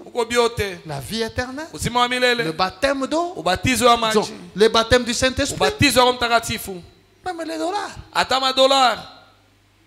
Il y a tout.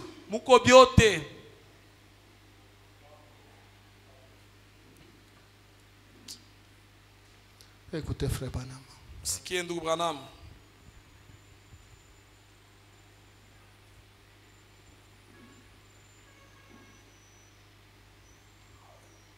Il dit ceci. Anasema hivi. Dans la prédication, Ndani ya mahubiri, Dieu dans son peuple, Mungu Dieu dans sa parole. Mungu ndani ya neno lake. Paragraphe 35. Nokta yake 35. Frère Branham a dit ceci. Ndugu Branham anasema hivi. Croyez-vous que Dieu est dans sa parole? Munaamini ya kwamba Mungu yuko ndani ya neno lake? Mes sœurs, croyez-vous que Dieu est dans sa parole? Munaamini usema Mungu yuko ndani ya neno lake? Ok, que Dieu vous bénisse.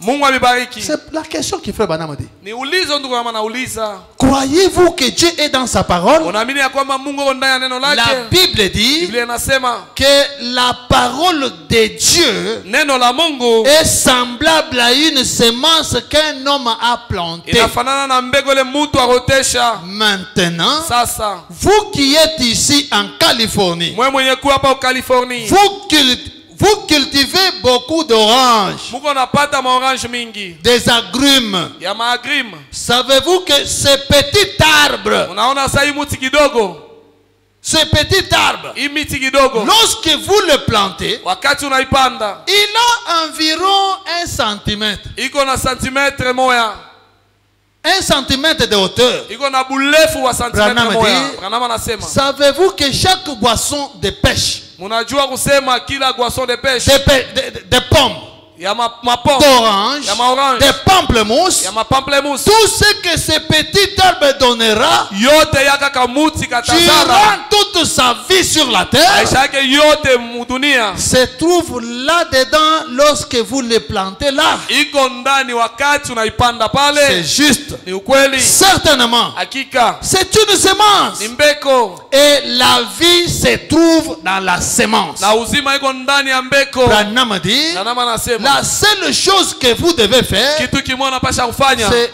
d'arroser la ni semence. kumwanga mai Il kumbeko. faut l'arroser avec votre foi. Unapasha kumwanga mai na mbeko. La parole qui entre en toi, Ile neno lingia ndani yako c'est une semence. ni mbeko, Et dans la semence, na ndani ya mbeko elle peut être petite. inaweza kuwa kidogo, Mais à l'intérieur, il y a tout. lakini ndani muko byote.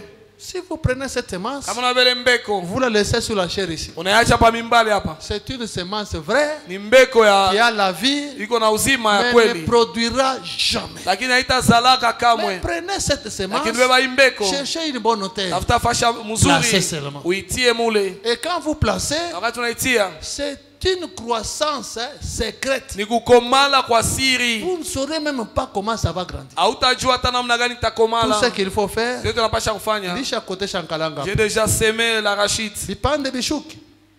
Mimi nita récupérer kalanga. Je dois récupérer toujours l'arachide. Chaque jour tu viens, tu verses un Kila peu siku d'eau. unakuwa unaweka mai, Tu pars. unaenda Le soir tu verses un peu de magharibi l'eau. unamwanga mai. Un jour, Siku moya katiji kalaka. kamuti kaloko, Peut-être tu étais chômeur. saa zingine ukuwa kosa Un kazi. jour unapata mbele moto. Siku moya tu reçois d'abord la moto, Nikapetiti tishi kananza kutoka. kamuti kaloko kananza Kananza kupanda. ça monte.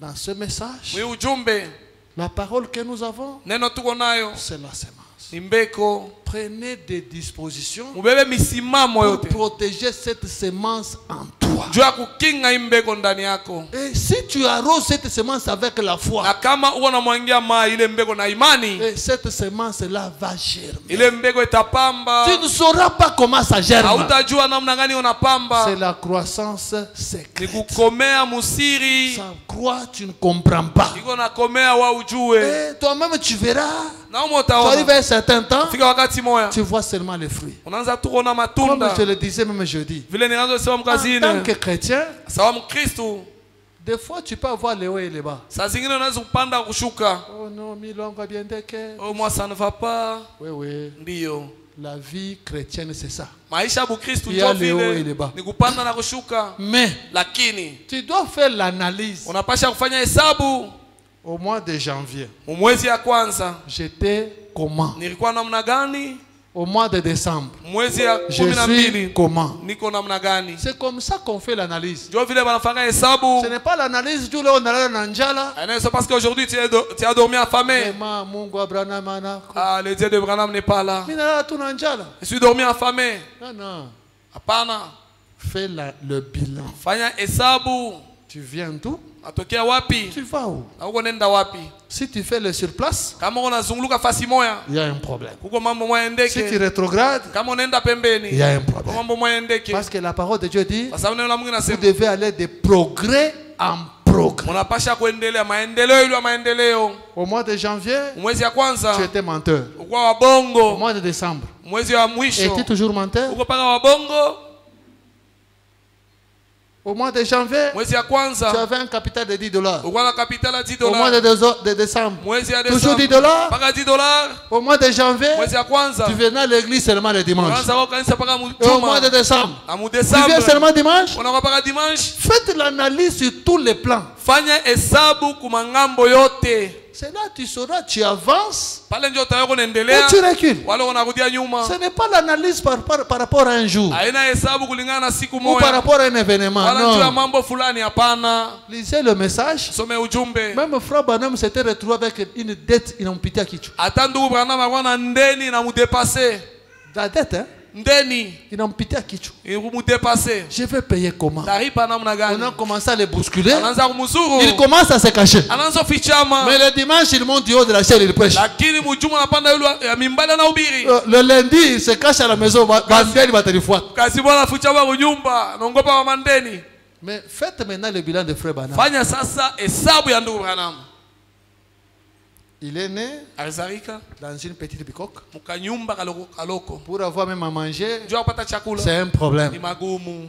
Il va à l'école, Anaenda kwa masomo. il n'a même pas l'argent pour acheter une chemise. Ana Une tena chemise. makuta ya kunua shati moya.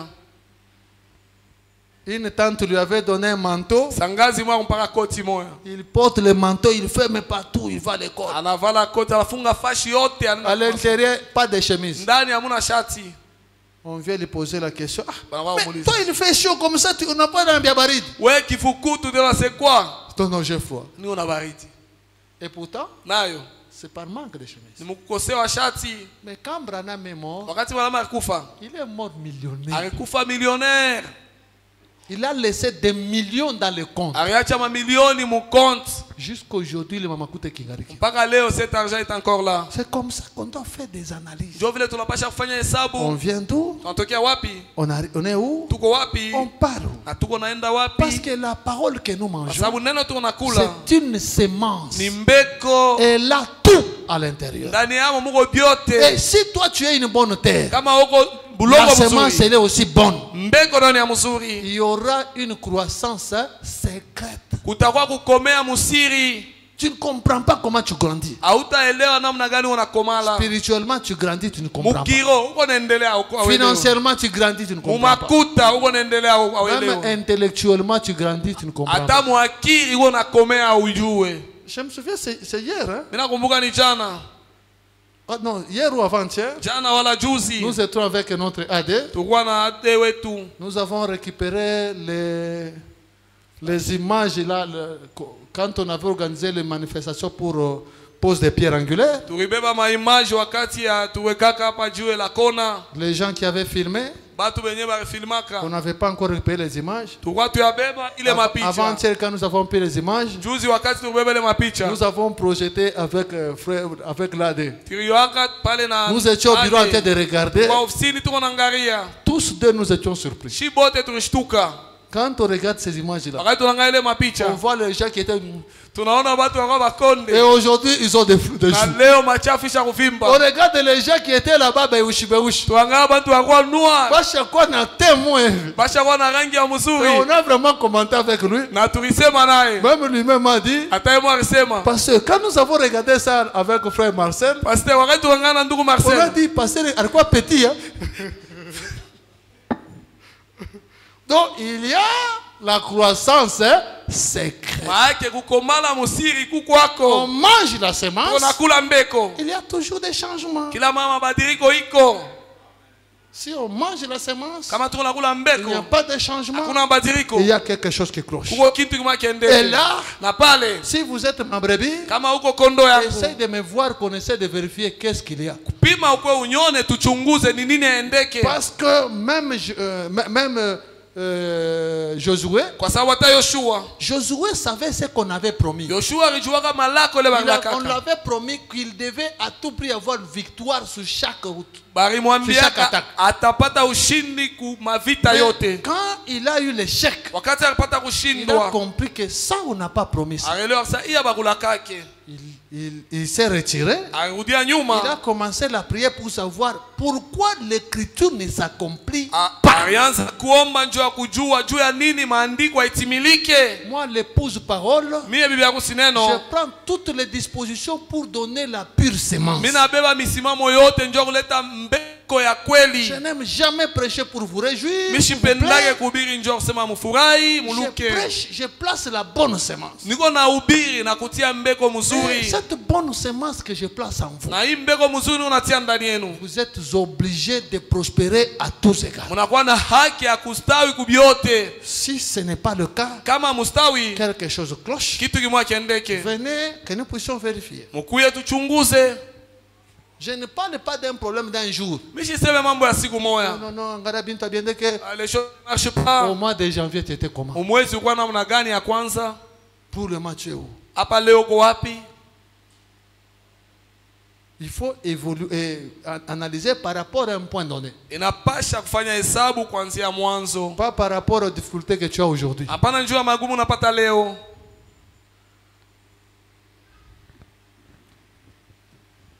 Lisons une écriture fétiche et puis on va prier. Parce que nous croyons que la parole de Dieu est en nous. Je pense que vous croyez que vous avez la pure semence. Ok, que Dieu vraiment bénisse. Maintenant, frère Branham dit ceci.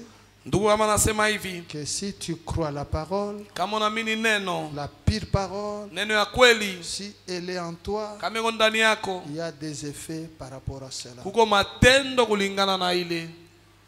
Dans Exposé des âges, page 162 et 163, frère Branham dit ceci.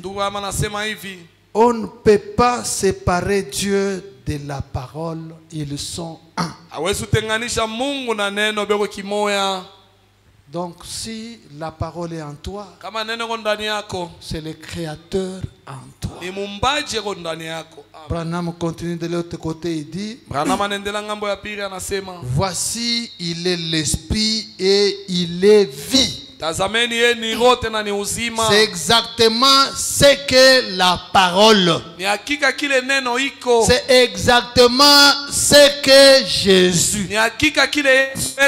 Il est la parole. Jésus, il est la parole. Et ne voyez pas la parole seulement cette image, non.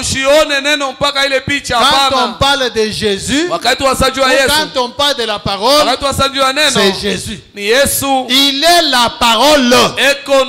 Ainsi, quand un homme né de l'esprit, rempli de l'esprit, accepte avec foi la parole dans son cœur et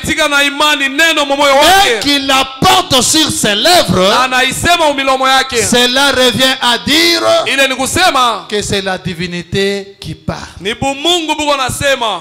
Toutes les montagnes doivent s'en aller. Satan ne peut pas résister à un tel homme. Si réellement la parole, la semence est en toi,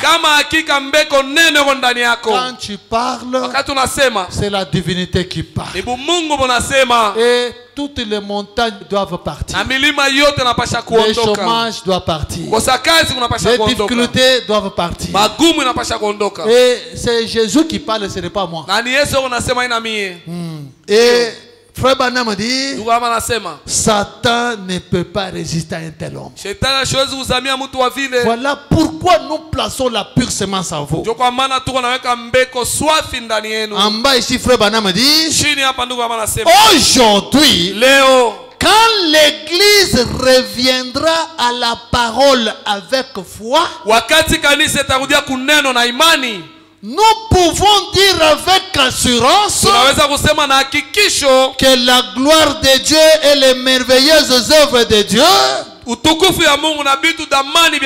seront de nouveau au milieu d'elle. Église, nous sommes ensemble. C'est Branham qui parle. Je relis la bande pour que vous compreniez.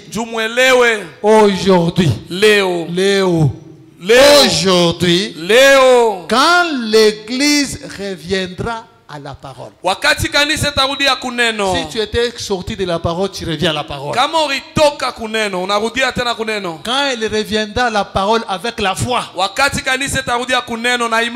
nous pouvons dire avec assurance que la gloire de Dieu et les merveilleuses œuvres de Dieu seront de nouveau au milieu d'elle. Nous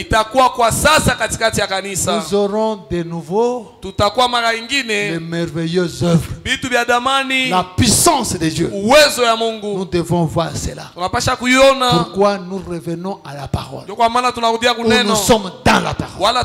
Et comme la parole est en nous, il faut qu'elle puisse produire des effets. Que Dieu bénisse chacun de vous.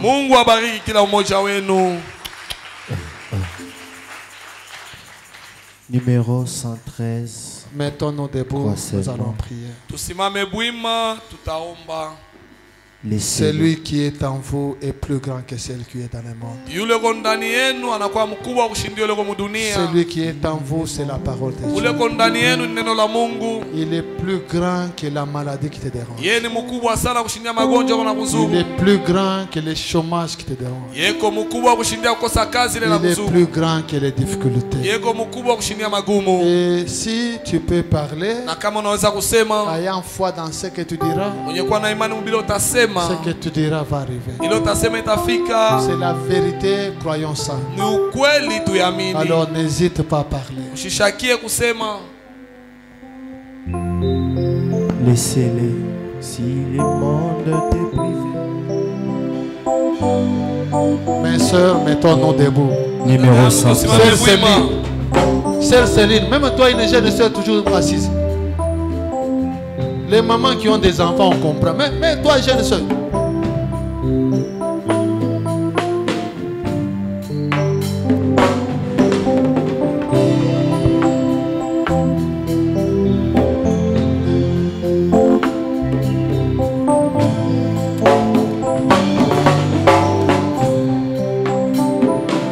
Si le monde était privé de son argent et son nom, et que tu dois vivre misérablement,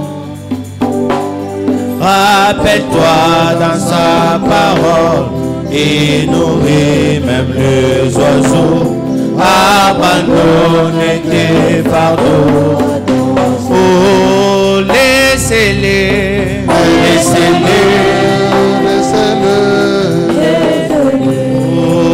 abandonne